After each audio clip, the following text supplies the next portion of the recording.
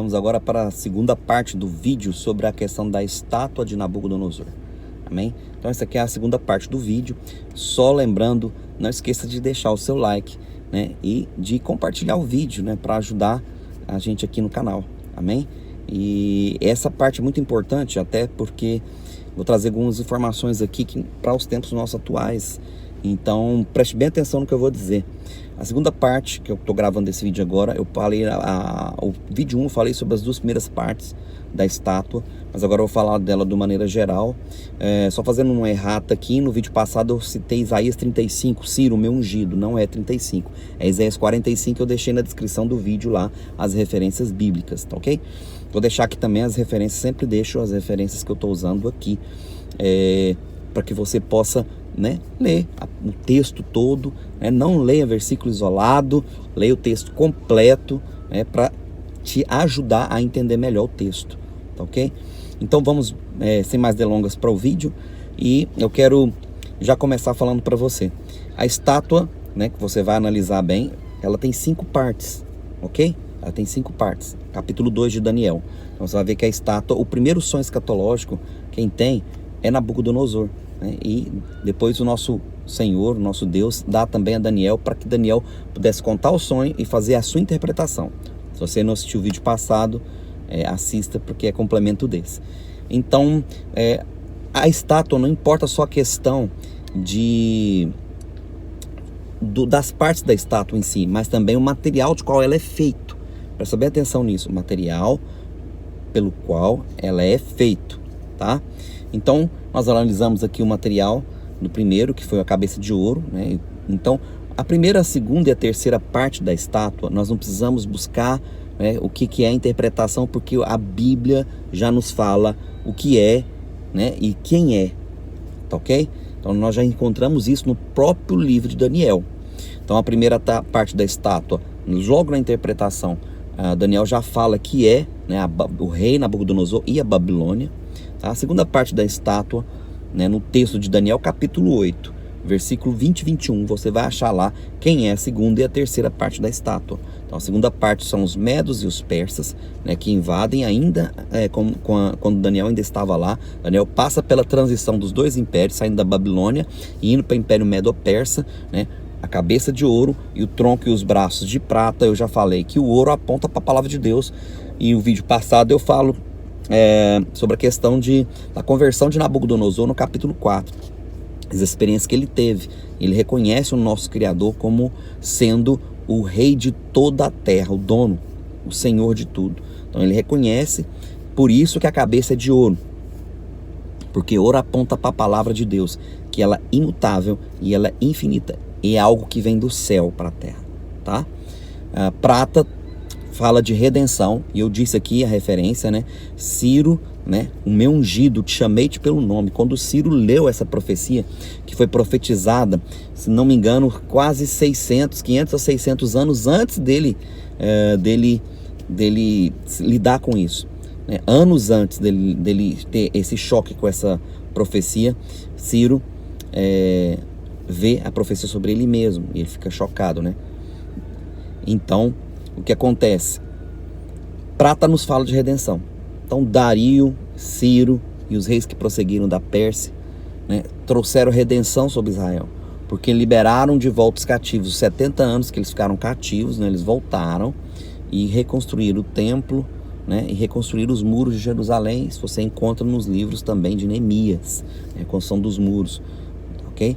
Então e Esdras também, tá? Livro de Esdras e Neemias fala sobre a reconstrução do templo, a reconstrução dos muros de Jerusalém. Então fala o que? Prata, que é a segunda parte da estátua, de redenção, o Senhor trazendo Israel de volta.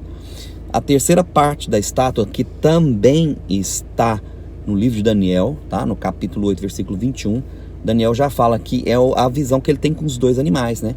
O carneiro com 2 chifres, os medos e os persas, 2 chifres, e o bode com um chifre só, com um único chifre grande que chega, né, e destrói então o carneiro, ok? Quem é a terceira parte da estátua de bronze? Que é o ventre e as coxas. Quem é? Então, a palavra de Deus nos diz que são os gregos. Porém, A gente sabe que foi Alexandre o Grande, porque ele, né, no capítulo 8, Daniel diz que ele tinha um único chifre, que esse chifre foi quebrado e que no lugar desse chifre nasceu os 4 outros chifres menores. E exatamente foi assim que aconteceu, mas foi preciso, né, com a precisão cirúrgica, a profecia de Daniel.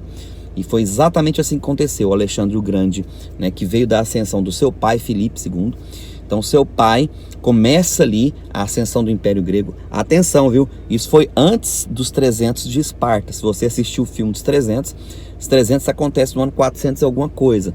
Mas a ascensão do Império Greco-Macedônico, porque, atenção, Filipe II e o seu filho Alexandre o Grande, né, o Magno, eles eram macedônicos. E assim, então, eles eram rejeitados pelos gregos. Porém, eles mesmos seguiam a cultura grega e eles se consideravam gregos. Porém, eles não tinham uma aceitação. Mais ou menos igual os judeus e os samaritanos, né? Eram todos israelitas, mas não se misturavam. Mas eles eram gregos macedônicos. E é assim que acontece a ascensão do Império Grego. E é exatamente disso que se trata a profecia, né? No ano 300 e alguma coisa, eu não me lembro bem a data, mas a 323 foi quando o Alexandre o Grande morre. Mas o chifre, que Alexandre, ele é cortado, quebrado e nasce ali 4 chifres no lugar, né? São os 4 generais. Se você pode pesquisar aí, é os diádocos, né? São os 4 principais generais e o reino se divide em 4 partes. Império Grego. Por que bronze?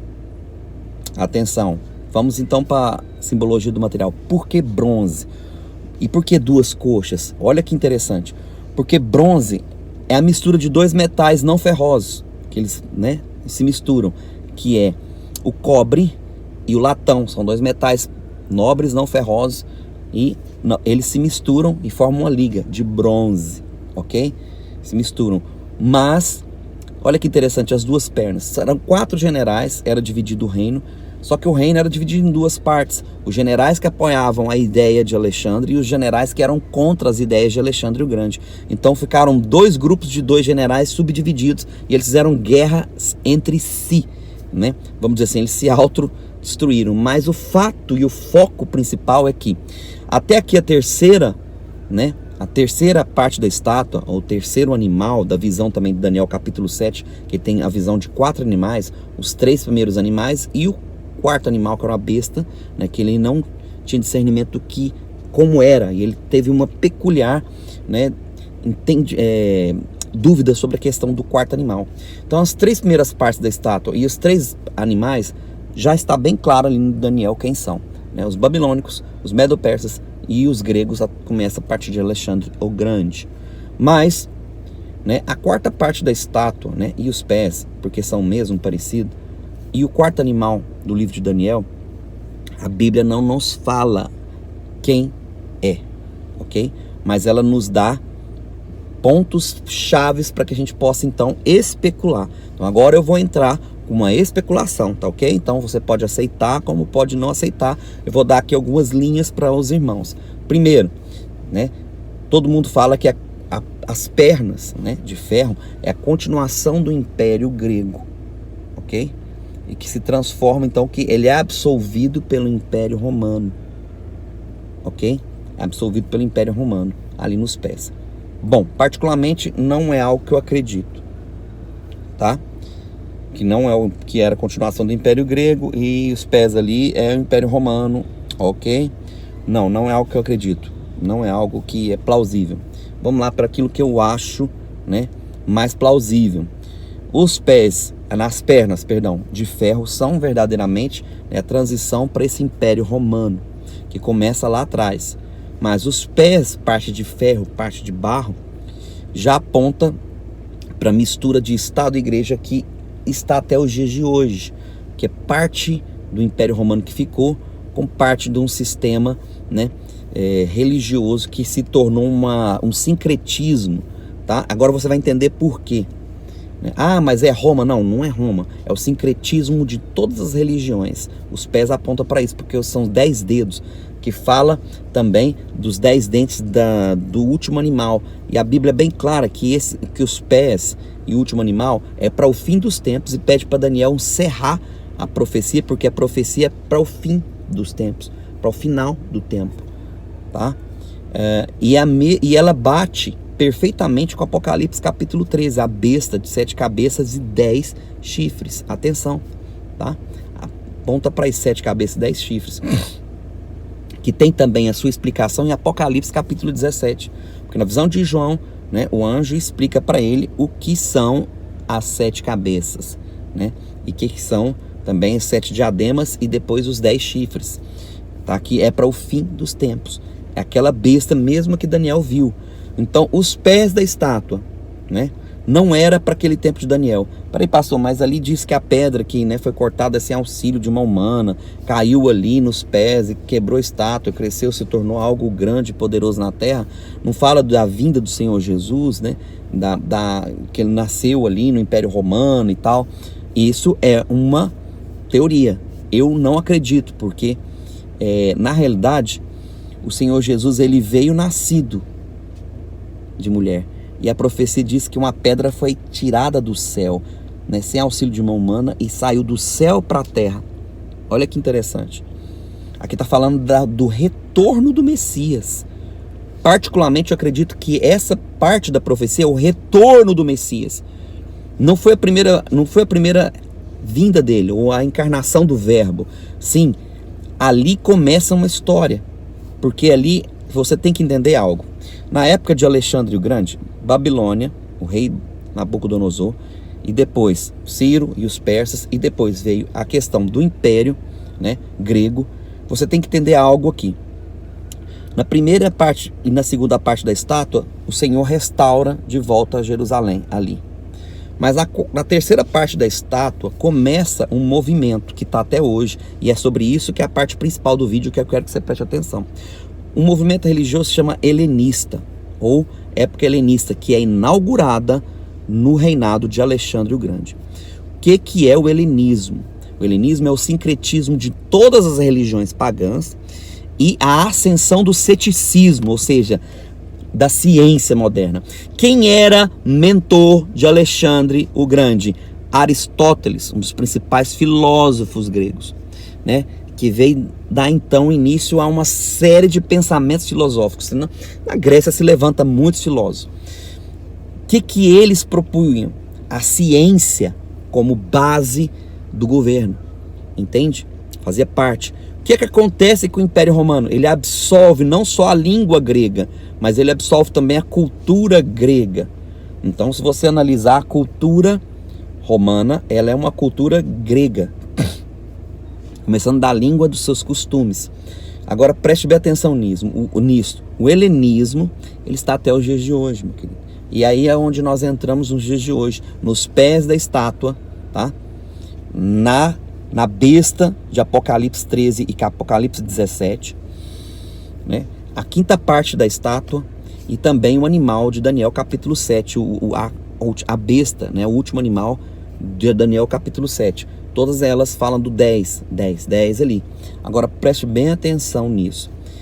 O helenismo, ele foi, com a medida do tempo, se tornando algo que hoje, eu vou te falar, que é o que tem governado o mundo, e você vai concordar comigo, que é a questão da tecnocracia, ok? Quem governa o mundo são os governantes, pastor? Bom, ao nosso ver, no que está acontecendo no cenário mundial nos dias de hoje, você vai concordar comigo que não é. Quem governa o mundo é a mesma ideia que começou a expandir na época de Alexandre o Grande, que é essa religião helenista, que na época de Jesus tinha, né, os helenistas, que acreditavam na ciência, que acreditavam, né, que eram ceticistas, que eram céticos, né, que não acreditavam em qualquer coisa, tinha que ser, né, provado por filosofia, por teorias, e exatamente isso. Quem hoje governa esse mundo caído é a tecnocracia, que são pessoas supostamente, né, que não aparecem nos governos, mas que por causa, né, do seu conhecimento técnico-científico, né, governa nos bastidores. A gente pode chamar também de uma cúpula, ou de algo que está por detrás, um sistema escondido, né? Ou eles, que nós não sabemos quem são. Tá entendendo o que eu estou dizendo, né?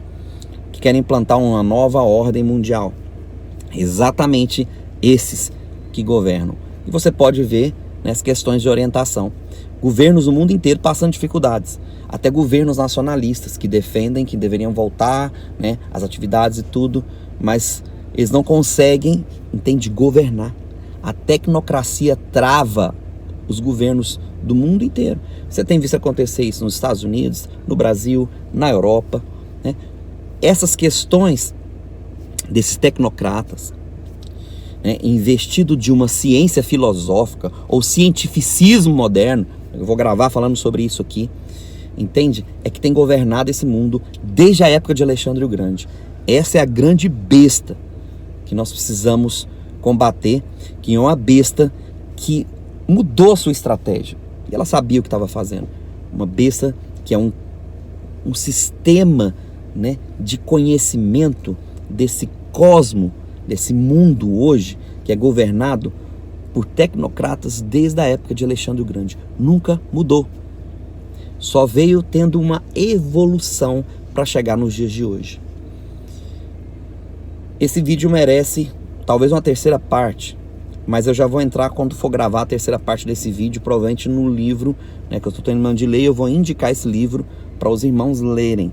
Eu vou falar nos próximos vídeos sobre o livro e sobre essas ideologias, esses paradigmas científicos. São paradigmas científicos. Eu vou falar o que são os paradigmas, né? Uma pseudociência, uma ciência filosófica, né, que tem dominado as cidades do mundo inteiro, os países do mundo inteiro. Essa é a besta que nós combatemos nos dias atuais. E ela está só se fortalecendo, fazendo guerra contra os santos. E nós somos a resistência, meu querido. Entende? Porque nós estamos em guerra. Não é literalmente uma guerra, vamos dizer assim, uma guerra travada como na antiguidade, né? Não. A guerra mudou de patamar. Sabe? As ideologias são tão impregnadas desde o começo. Eles sabiam disso, porque eles se infiltraram em tudo. Nas escolas, desde a época de Alexandre o Grande. Se infiltraram nos sistemas de ensino, se infiltraram em tudo e, né, conseguiram fazer com que a mente de muitos fossem doutrinadas para que aceitasse essas ideologias do mundo que nós vemos hoje, tá? Então, esse particularmente é o que eu creio, tá? As 4 partes da estátua. Voltando, só recapitulando: Nabucodonosor, né, babilônico, Medo-Persa, os gregos, que é onde começa aqui literalmente, né, a ascensão dessa religião helenista, científica, pseudocientífica, filosófica. Passa-se para o Império Romano, que absorve essa cultura. E o quinto e último, você pode perceber, está ligado aos tempos atuais. Então são sempre 4 animais, são sempre, né, as 4 primeiras partes da estátua. Por quê? Porque o ferro fala, né, de força bélica e de força mesmo de ideológica bélica. E o barro fala da fragilidade, né, do homem em vista de tudo isso. Então ali no final mistura-se ferro e barro, que também fala de uma mistura de um sistema político-religioso, tá? Presta bem atenção nisso. Também fala da mistura do sistema político-religioso. O Senhor Jesus não veio inaugurar o cristianismo como uma nova religião, meu querido. Ele veio implantar o reino dos céus para a terra, porque todo esse reino terrestre ele é caído, entende? E nós devemos nos apegar à única coisa que nos resta, que combate esse tipo de, vamos dizer assim, que é, né, completamente o oposto dessa pseudociência científica, dessa ciência filosófica, que é a palavra de Deus, que é a palavra do Criador, Yahweh Tsevaot, mediante teu filho Yahushua Hamashi, o Senhor Jesus. Essa é a nossa guerra de hoje, para manter a nossa fé viva em todas as profecias, em todas as palavras que o Criador tem. Porque atenção, nos últimos dias serão dias dificultosos. O Senhor Jesus diz em Apocalipse, em Mateus capítulo 24, que é o pequeno Apocalipse falado por Jesus, que quando o Filho do Homem voltar, porventura acharia ele fé na terra. Por que isso, querido? Porque a ascensão do ateísmo, do ceticismo, né, nunca houve tão forte, do comunismo, socialismo ideológico, marxismo cultural, tudo essa mescla, né? Esse sincretismo de ciência, como se fosse um tipo de religião, porque é isso que eles levantam a bandeira da ciência como se fosse a bandeira de uma religião que eles não podem largar. E isso não é de agora, entende? Se você hoje for contra a ciência, meu querido, você está caçando uma confusão muito grande, porque a ciência moderna, filosófica, se tornou um Deus para esses que estão no mundo, ok? Então nossa verdadeira guerra já está sendo travada há muito tempo, e ela não mudou, ela atualizou. Nós vivemos os dias desses reis, desses 10 reis que vão se levantar, que já estão se levantando. Nós não sabemos quem são, mas estão nesse sistema caído, né, que foi implantado em todos nós. Então essa é a parte principal do vídeo que eu queria comentar com vocês, né? Vou dar uma continuidade nesse assunto, tratando e te indicando o livro, né, que eu estou lendo. Não vou falar o nome agora, fica pro próximo vídeo. Então compartilhe o vídeo se você gostou, e as informações, aquilo que eu quero trazer para vocês não é só a título de informação, mas é título de vida. Nós precisamos mais do que nunca viver isso, tá? Viver isso. E eu quero continuar esse assunto com vocês de uma forma mais precisa, sucinta e bíblica possível dentro da palavra. Então, se você quer aceitar aquilo que eu estou falando agora, ok, né? Porque as partes que a Bíblia diz, não temos o que discutir, está bem clara e específica. Mas aquilo que, né, a Bíblia nos fala, mas está no caso, o sistema em oculto, né? Esse sistema obscuro que nós hoje vivemos. Eu lembro aqui para você a oração de Jesus: Pai, não peço que os tire do mundo, mas que os livre do mal. Oração sacerdotal de Jesus em João 17. Pai, não peço que os tire do mundo, mas que os livre do mal. Muitas vezes nós não temos como sair do sistema, mas nós temos como não depender do sistema. E é isso que eu tenho falado, e é isso que eu tenho procurado viver. Minha vida sem depender do sistema. Porque se um dia o sistema for ter que se retirar de nós, ou nós nos retirarmos do sistema, nós dependemos completamente do Criador. Nossa dependência é dele, é nele, e para ele são todas as coisas. Shalom, fique na paz, que esse vídeo edifique a nossa fé.